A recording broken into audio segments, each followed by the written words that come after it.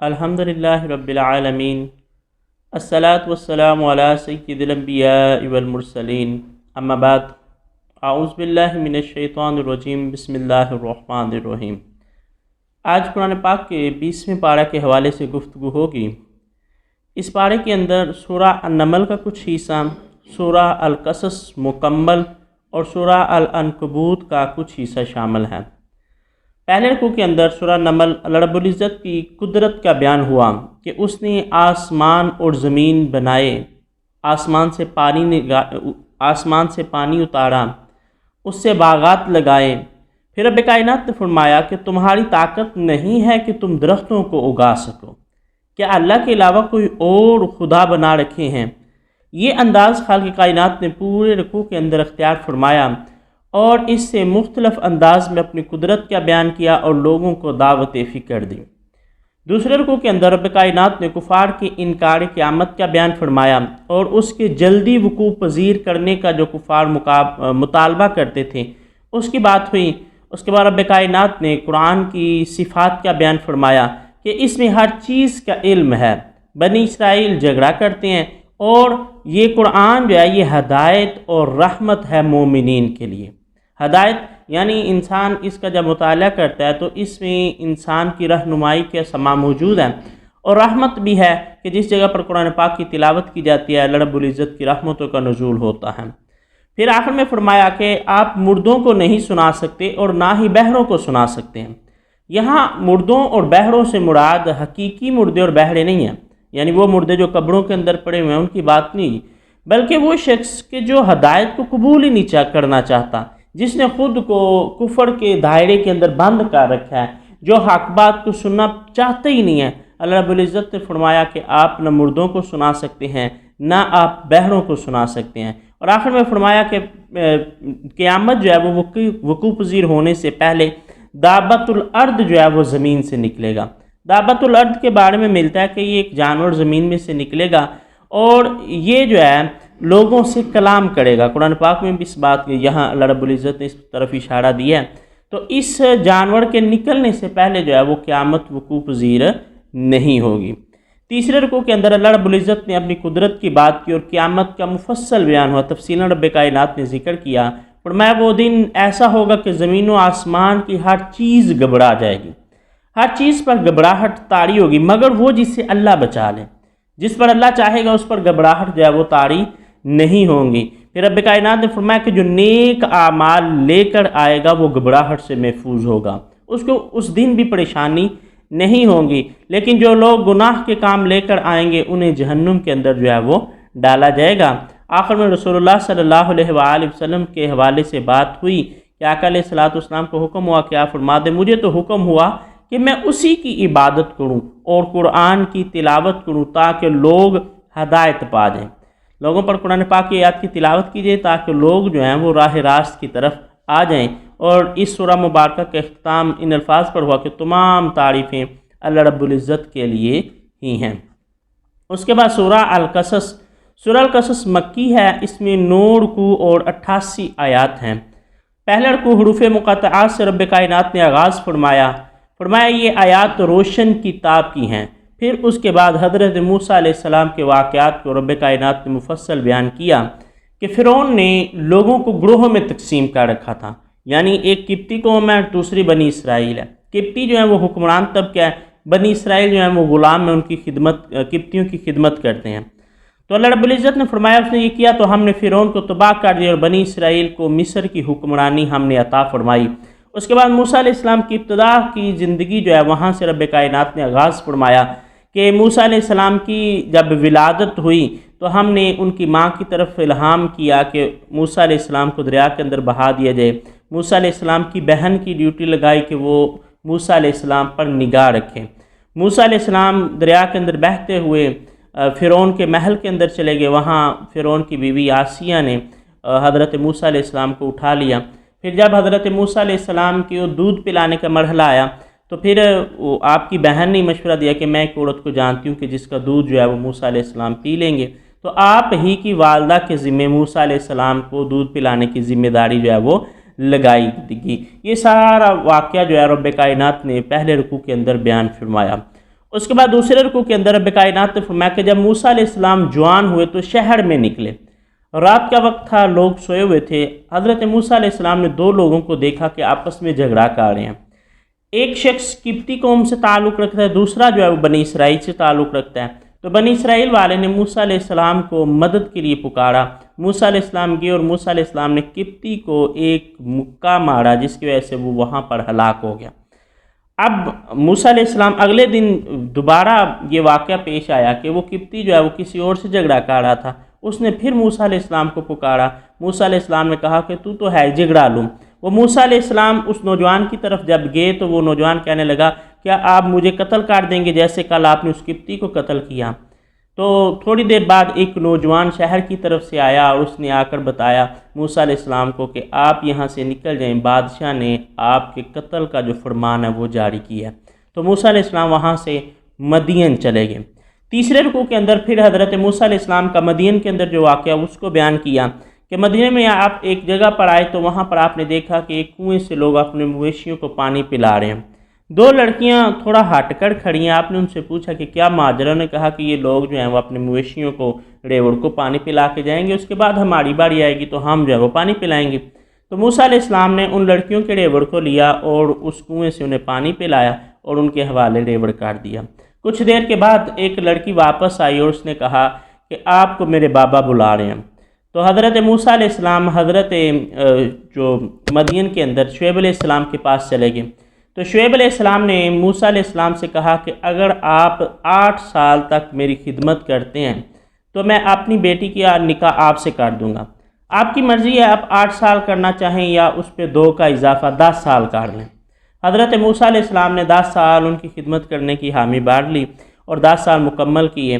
اس کے بعد چوتھے رکوع کے اندر رب کائنات نے اس چیز کا بیان کیا کہ جب 10 سال مکمل ہوئے تو موسیٰ علیہ السلام اپنی زوجہ کو لے کر واپس مصر کی طرف آئے۔ ٹھنڈ تھی، رات اندھیری تھی، دور آپ نے آگ کو دیکھا تو اپنی زوجہ سے کہنے لگے میں جاتا ہوں وہاں سے آگ لے کر آتا ہوں تاکہ اس سے ہم حرارت لیں یا ممکن ہے وہاں پر کوئی مل جائے جو ہماری رہنمائی کرے۔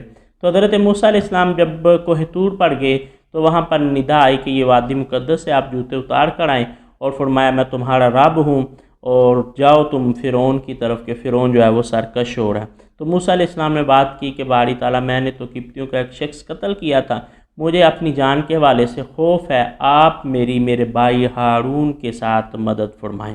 تو اللہ رب العزت نے حضرت ہارون علیہ السلام کو بھی نبوت عطا فرمائی اور دونوں کو حکم ہوا کہ آپ فرعون کی طرف جائیں کہ وہ سرکش ہو رہا ہے۔ اس کے بعد 5ویں رکوع کے اندر فرعونیوں کو ہلاک کرنے کے بعد ہم نے موسیٰ علیہ السلام کو کتاب عطا فرمائی۔ فرعونیوں کو ہلاک کرنے کا واقعہ جو ہے وہ یہاں بیان نہیں ہوا، اور لیکن جو ہلاک ہونے کے بعد رب کائنات نے موسیٰ علیہ السلام کو جو ہے وہ کتاب عطا فرمائی، اور اس کے بعد فرمایا محمد صلی اللہ علیہ وآلہ وسلم آپ اس وقت کوہ طور پر نہ تھے جب ہم نے انہیں پکارا۔ یہ مفسرین کرام نے اس کی وضاحت کرتے ہوئے اس آیت کے بارے میں لکھا ہے کہ اللہ رب العزت نے کوہ طور پر جب موسیٰ علیہ السلام سے کلام کیا تو آقا علیہ السلام کی امت کی خوبیوں کو بیان کیا گیا۔ تو موسیٰ علیہ السلام نے خواہش ظاہر کی باری تعالیٰ میں اس امت کو دیکھنا چاہتا ہوں۔ اللہ رب العزت نے فرمایا وہ تو بعد میں آنے والی امت ہے۔ تو موسیٰ علیہ السلام نے کہا میں ان کی آواز کو سننا چاہتا ہوں۔ تو رب کائنات نے امت محمدی علیہ السلام کو پکارا جو کہ اپنے باپوں کی پشتوں کے اندر جو ہیں وہ موجود تھے۔ تو رب کائنات نے اس طرف اشارہ دیا کہ اے محمد صلی اللہ علیہ وآلہ وسلم جس وقت ہم نے آپ کی امت کو پکارا آپ اس وقت کوہ طور پر موجود نہ تھے۔ اس کے بعد فرمایا آج کفار کہتے ہیں کہ ہم ایمان لے آتے اگر آپ پر معجزات نازل ہوتے جیسے کہ موسیٰ علیہ السلام پر نازل ہوئے۔ تو رب کائنات نے بیان فرمایا نبی علیہ السلام یہ ایمان لانے والے نہیں ہیں، اگر انہوں نے ایمان لانا ہوتا تو موسیٰ علیہ السلام پر ایمان لے آتے۔ جن معجزات کا یہ مطالبہ کر رہے ہیں وہ معجزات تو موسیٰ علیہ السلام لے کر آئے تھے، لیکن موسیٰ علیہ السلام سے وہ معجزات دیکھ کر ان لوگوں نے ایمان نہ لایا، تو آج بھی یہ ایمان لانے والے نہیں ہیں، یہ بس شرط انگیزیاں کر رہے ہیں۔ اور انہوں نے موسیٰ علیہ السلام اور ہارون علیہ السلام پر ایمان لانے کی بجائے جادوگر ہونے کا الزام لگا دیا۔ اس کے بعد 6واں رکوع ہے۔ 6 رکوع میں رب کائنات نے فرمایا ان کے انکار کے باوجود ہم جو ہے وہ مسلسل قرآن نازل کرتے رہے۔ جب ان کے سامنے تلاوت کی جاتی ہے تو وہ کہتے ہیں ہم پہلے ہی ایمان لے آئے، اب یہ جو درمیان میں بات ہوئی بیان کہ ہم پہلے ہی ایمان لے آئے، اس کے بارے میں مفسرین اکرام نے کہا کہ ایک وفد تھا جو حبشہ سے آیا تھا، کہ حبشہ میں جب مسلمانوں نے ہجرت کی تو حضرت جعفر تیار نے وہاں پر قرآن پاک کی آیات کی تلاوت کی۔ شاہ حبشہ نجاشی اور جتنے درباری تھے وہ سارے آپ دیدہ ہو گئے، ان کی آنکھوں میں آنسو آ گئے۔ تو شاہ حبشہ نے 12 لوگوں کا ایک وفد جو ہے وہ مکہ مکرمہ کے اندر بھیجا، جو رسول اللہ صلی اللہ علیہ وآلہ وسلم کی بارگاہ میں حاضر ہوئے۔ جب انہوں نے آقا علیہ الصلوۃ والسلام کی زبان سے کلام سنا تو انہوں نے کہا کہ ہم تو پہلے ہی ایمان لے آئے ہیں، یعنی ہمارے دلوں پر قرآن کا اثر جو ہے وہ پہلے سے ہی ہو چکا ہے۔ حالانکہ وہاں ابو جہل اور دیگر لوگوں نے بڑی سازشیں کی، ان لوگوں پر آوازیں کسیں اور جو میزبانی کے آداب ہے ان کو بھی فراموش کر دیا، لیکن وہ لوگ اپنی بات پر جو ہے وہ ڈٹے رہے، جس کی وجہ سے رب کائنات نے فرمایا کہ ان کے لیے دوہرا اجر ہے، ایک صبر کی وجہ سے، دوسرا برائی کا بدلہ نیکی سے دینے کی وجہ سے۔ یعنی ابو جہل اور دیگر لوگوں نے تانگ کیا تو اس کے رد عمل میں ان لوگوں نے برا بلا نہیں کہا، بلکہ انہوں نے کہا کہ ہم بیہودہ بات سے منہ موڑتے ہیں اور کہتے ہیں کہ تم پر سلامتی ہو۔ انہوں نے چیز ہے کہ انہیں گالی گلوچ کرتے ابو جہل ہو، پر انہوں نے کہا کہ تم پر سلامتی ہو، ہم تم سے جو ہے وہ بات ہم تم سے الجھنا نہیں چاہتے۔ کفار کا عذر بیان ہوا، کہتے ہیں کہ اگر ہم ایمان لے آئیں تو لوگ ہم پر حملہ کر دیں گے یا اقتصادی بائیکاٹ کر دیں گے۔ یہ ایک بڑا عجیب سا مسئلہ ہے جو حکومتوں کے اندر پایا جاتا ہے۔ آج بھی ہمارے ہاں یہی مسئلہ لوگ سمجھتے ہیں کہ کوئی بھی مذہبی ایشو ہو تو لوگ کہتے ہیں جی اب ہم فلاں ملک کے ساتھ یہ نہیں کر سکتے کیونکہ وہ ہمارا اقتصادی بائیکاٹ کر دیں گے۔ وہاں مشرکین مکہ نے بھی یہی عذر پیش کیا، انہوں نے کہا کہ اگر ہم ایمان لے آئیں تو لوگ یا تو ہم پر حملہ کر دیں گے یا ہمارا اقتصادی بائیکاٹ کر دیں گے۔ تو رب کائنات نے فرمایا کہ اللہ نے تمہیں حرم کا متولی بنایا، لوگ خانہ کعبہ کی وجہ سے تمہارا احترام کرتے ہیں، تمہارا ادب کرتے ہیں، اللہ نے تمہیں حملوں سے جو ہے وہ محفوظ رکھا۔ دوسرا اقتصادی بائیکاٹ کی جہاں تک بات ہے تو اللہ رب العزت نے فرمایا کہ تم تو بیابانوں کے اندر تھے، ریگستان تھا، یہ اللہ کا تم پر فضل ہے کہ یہاں پھلوں کی ریل پیل چل رہی ہے۔ حضرت ابراہیم علیہ السلام نے دعا مانگی تھی تو اس کے نتیجہ یہ ہوا کہ وہاں پر بہت زیادہ فروٹ جو ہے پھل میسر آ جاتے ہیں، حالانکہ وہاں کی جو زمین ہے اس میں یہ وہ پھلوں کو اگاتی نہیں ہے، مکہ کی سرزمین۔ تو یہ آج بھی بہانہ ہے، تب بھی لوگ جو ہے وہ اس حوالے سے بہانہ کرتے تھے۔ پھر رب کائنات نے فرمایا کتنی بستیاں ایسی تھیں جو خوشحال تھیں، پھر ان کو تباہ و برباد کر دیا گیا، اور وہ تباہ و برباد ہوئے اپنے تکبر کی وجہ سے، اللہ نے ان پر ظلم نہیں کیا تھا۔ یعنی یہ لوگ کہتے ہیں جی ہمارا اقتصادی نقصان ہو جائے گا، تو اللہ رب العزت نے فرمایا کتنی خوشحال بستیوں کی تمہیں مثال مل جائے گی کہ جو خوشحال تھی، ان کے پاس پیسے کی ریل پیل تھی، لیکن جب اللہ کے مقابلے میں وہ آئے انہوں نے تکبر کیا تو رب کائنات نے ان بستیوں کو جو ہے وہ تباہ و برباد کر دیا۔ اس کے بعد 7ویں رکوع کے اندر کفار کے آخرت پر انجام اور ان کے معبودوں کے ساتھ جو معاملہ ہوگا اس کو بیان کیا کہ قیامت کے دن سے کہا جائے گا کہ آج پکارو اپنے معبودوں کو، اس چیز کا رب کائنات نے یہاں ذکر کیا۔ پھر فرمایا ایمان والوں کے اجر کا جو بیان ہے وہ بھی ہوا، پھر اللہ نے اپنی قدرت کا بیان فرمایا اور فرمایا اگر اللہ رات کو طاری کر دے، مسلسل رات رہے، قیامت کی صبح طلوع ہونے تک رات رہے، تو کون ہے جس کو تم پکارو کہ وہ اس رات کو دن میں بدل دے؟ اور اگر اللہ رب العزت ہمیشہ کے لیے دن کو قائم کر دیں تاکہ قیامت کی صبح تک دن ہی رہے، رات آئے نہ، تو اللہ نے فرمایا کون ہے جو تمہارے لیے رات کو پیدا کر دے؟ تو یہ اللہ رب العزت کی ہی ذات ہے جو دن اور رات کو پیدا کرتی ہے تاکہ دن کو کام کرو، رات کو آرام کرو۔ اس کے بعد 8ویں رکوع کے اندر رب کائنات نے فرمایا موسیٰ علیہ السلام کی قوم میں قارون کا ذکر ہوا۔ قارون کے بارے میں ملتا ہے کہ یہ حضرت موسیٰ علیہ السلام کا بعض لوگوں نے کہا چچا زاد اور بعض لوگوں نے کہا یہ خالہ زاد بھائی تھا، اور اس کے پاس جو خزانے تھے اس کی چابیاں اتنی زیادہ تھیں کہ ایک جتھا ان چابیوں کو اونٹوں سے نیچے اتارتے ہوئے تھک جاتا تھا، یعنی اتنی زیادہ اللہ رب العزت نے اس کو جو ہے وہ خزانہ عطا فرمایا تھا۔ موسیٰ علیہ السلام نے اسے حکم دیا کہ اپنی دولت پر تکبر نہ کیا کر، بلکہ اسے اللہ کے بندوں پر خرچ کیا کر کہ آخرت میں نجات کا ذریعہ بنے۔ حضرت موسیٰ علیہ السلام سے تبلیغ کر رہے ہیں، وہ کہتا کہ مجھے جو ملا میرے علم کی وجہ سے ملا، مجھے تو کسی نے اللہ نے معاذ اللہ نہیں دیا، نہ کسی کی مرہون منت ہوں، میرے پاس جو علم تھا، جو مہارت تھی، جو مجھے تجارت آتی تھی، اس وجہ سے جو ہے وہ میرے پاس اتنا مال ہے۔ لوگ اس کی طرف دیکھتے تو حسرت کرتے کہ کاش اس کی طرح ہمارے پاس جو ہے وہ دولت ہوتی، مگر جو ایمان والے تھے وہ کہتے تھے اللہ کے ملنے والی جو نعمتیں ہیں اس کی دولت سے افضل ہیں۔ وہ لوگ کبھی اس حوالے سے حسرت کے شکار نہیں ہوئے۔ اس نے بالآخر اس کا انجام یہ ہوا کہ ایک دن اس نے موسیٰ علیہ السلام پر جو ہے وہ الزام لگایا، ایک عورت کو اس نے کچھ پیسے دیے کہ موسیٰ علیہ السلام پر بدکاری کا الزام لگا دینا۔ موسیٰ علیہ السلام واعظ فرما رہے تھے اور آپ نے زنا کے بارے میں حکم ارشاد فرمایا کہ جو زانی ہے اس کو سنسار کر دیا جائے۔ تو قارون کھڑا ہوا، کہنے لگا موسیٰ جو بات کر رہے ہو یہ سب کے لیے یا کسی کے لیے؟ تو حضرت موسیٰ علیہ السلام نے کہا یہ سب کے لیے یہی حکم ہے۔ تو پھر اس نے کہا اچھا اگر آپ پر یہ الزام آئے تو آپ کے لیے بھی یہی سزا ہے؟ موسیٰ علیہ السلام نے کہا اگر معاذ اللہ میں بھی ایسا جرم کرتا ہوں تو میرے لیے بھی یہی سزا ہے۔ تو اس نے کہا فلاں عورت کہتی ہے کہ آپ نے اس کے ساتھ بدکاری کی اور اس کو حمل ہو گیا۔ آپ نے فرمایا اس عورت کو لایا جائے۔ اللہ کی طرف سے اس عورت پر جو ہے وہ سچ جاری ہو گیا، اس نے سارا کچھ بیان فرمایا کہ قارون نے جو ہے وہ اس طرح جو ہے وہ مجھے پیسے دیے تاکہ میں موسیٰ علیہ السلام پر الزام لگاؤں۔ تو اس کے بدلے میں اللہ رب العزت نے پھر زمین کو حکم ہوا، جتنے قارون کے حمایتی تھے اور اس کے خزانے کو زمین نے اپنے اندر جو ہے وہ دنسا دیا۔ اس کے بعد نامہ رکھوایا، اس کے اندر اللہ رب العزت نے نیک لوگوں کا ذکر فرمایا، کہا جو نیکی کرے گا اچھا بدلہ پائے گا اور جو گناہ کرے گا وہ سزا پائے گا۔ اس کے بعد فرمایا بے شک وہ رب جس نے آپ پر قرآن نازل کیا آپ کو واپس لے جائے گا جہاں کی آپ خواہش رکھتے ہیں۔ یعنی رسول اللہ صلی اللہ علیہ وآلہ وسلم کو مکہ سے مدینہ ہجرت کرنی پڑی تو اللہ رب العزت نے فرمایا ایک وقت آئے گا جب آپ کو واپس مدینہ کے اندر مکہ کے اندر جو ہے وہ فاتح بن کر داخل کیا جائے گا۔ پھر شرک کی مذمت بیان ہوئی اور آخرت میں اس کی طرف اللہ رب العزت کی طرف رجوع کا جو ہے وہ بیان ہوا۔ یہاں پر یہ سورہ مبارکہ جو ہے اس کا اختتام ہوتا ہے۔ اس کے بعد سورہ العنکبوت ہے۔ سورہ العنکبوت مکی صورت ہے، 7 رکوعات اور 69 آیات، 1 جو ہے اس کی آیات ہے۔ کچھ حصہ جو ہے وہ اس پارے کے اندر ہے، باقی حصہ جو ہے وہ 21ویں پارے کے اندر بیان ہوا۔ حروف مقطعات سے آغاز ہوا اور العنکبوت جو ہے اس کا معنی مکڑی ہے، کیونکہ اس میں مکڑی کی مثال دی گئی اس لیے اس سورہ مبارکہ کا نام سورہ العنکبوت ہے۔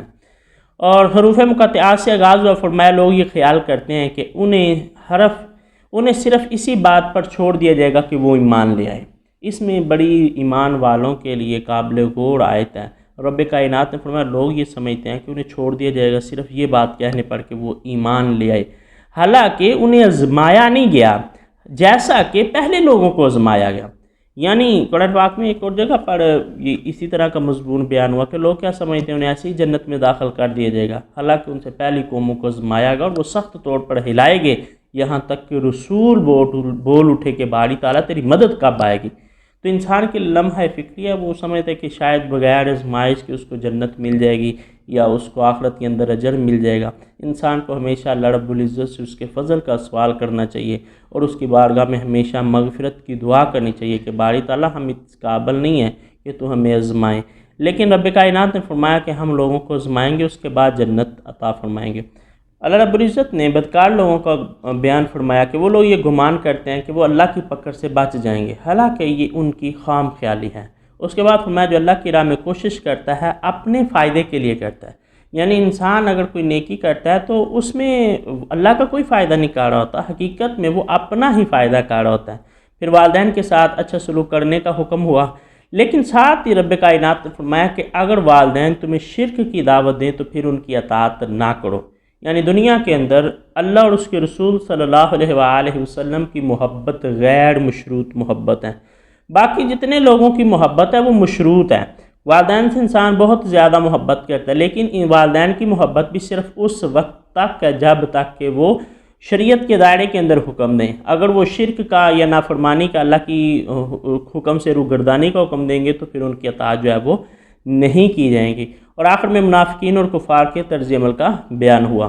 اس کے بعد دوسرے رکوع کے اندر رب کائنات نے فرمایا 950 سال نوح علیہ السلام نے تبلیغ کی، مگر قوم نے ظلم کیا تو ہم نے کشتی والوں کے سوا سب کو جو ہے وہ ہلاک کر کے لوگوں کے لیے نشان عبرت بنا دیا۔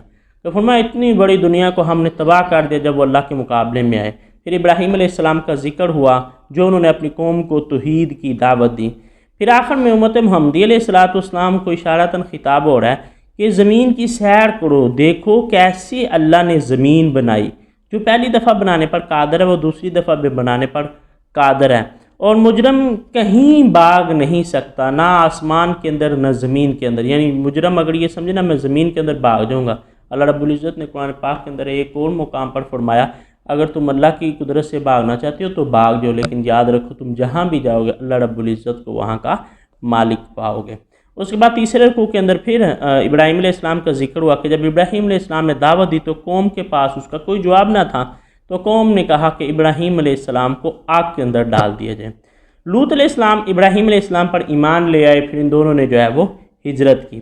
اللہ رب العزت نے ابراہیم علیہ السلام کو اسحاق اور یعقوب عطا فرمایا اور ان میں سے نبیوں کا ایک سلسلہ جو ہے وہ رب کائنات نے چلایا۔ پھر لوط علیہ السلام کا ذکر ہوا کہ انہوں نے قوم کو سمجھایا کہ تم تو وہ جرم کرتے ہو جو پہلے کسی نے بھی نہیں کیا، تم عورتوں کی بجائے مردوں کے اندر جو ہے وہ دلچسپی رکھتے ہو، لیکن قوم نے ماننے سے انکار کر دیا تو اللہ رب العزت کا عذاب اس قوم پر نازل ہوا۔ اس کے بعد اس پارے کا آخری اور اس صورت کا چوتھا رکوع اس میں فرشتوں کا بیان ہوا کہ فرشتے جو ہیں وہ ابراہیم علیہ السلام کے پاس آئے اور ابراہیم علیہ السلام نے پوچھا کدھر آئے، تو کہنے لگے ہم ایک فاسق قوم کو جو ہے وہ سزا دینے آئے ہیں۔ تو ابراہیم علیہ السلام نے ان سے جھگڑا کیا کہ وہاں تو اللہ کے نیک بندے لوط بھی موجود ہیں، تو فرشتوں نے کہا ہم لوط اور ان کے اہل خانہ کو نکال لیں گے، لیکن ان کی بیوی جو ہے وہ نافرمانوں میں شامل ہے۔ اس عذاب کی بات ہوئی۔ اس کے بعد قوم شعیب علیہ السلام کا ذکر ہوا کہ انہوں نے انکار کیا تو رب کائنات نے انہیں بھی ہلاک کر دیا۔ قوم عاد اور سمود کا ذکر ہوا۔ اس کے بعد قارون، حامان اور فرعون کی طرف موسیٰ علیہ السلام کو بھیجا۔ فرعون تو مشہور وہاں کا بادشاہ تھا۔ حامان جو ہے اس کے بارے میں ملتا ہے کہ یہ حامان اس کا وزیر تھا، اور قارون جو ہے قارون کے بارے میں ملتا ہے کہ یہ بنی اسرائیل سے تعلق رکھتا تھا، لیکن یہ لالچی انسان تھا اور لالچ میں یہ فرعون کی جو ہے وہ چاپلوسی کرتا تھا، اس کے ساتھ اس کے اچھے مراسم تھے جس کی وجہ سے اس نے بہت زیادہ جو ہے وہ دولت جمع کر رکھی تھی۔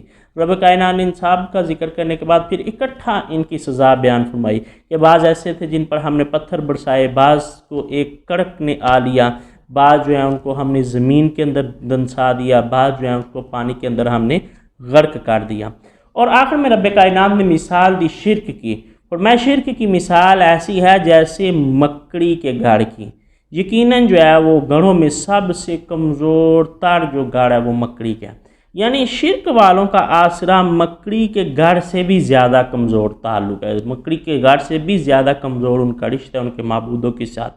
فرمایا یہ مثالیں بیان کی جاتی ہیں کہ لوگ سمجھیں۔ پھر فرمایا اللہ خالق ہے زمین و آسمان کا، اس میں نشانیاں ہیں لیکن مومنین کے لیے۔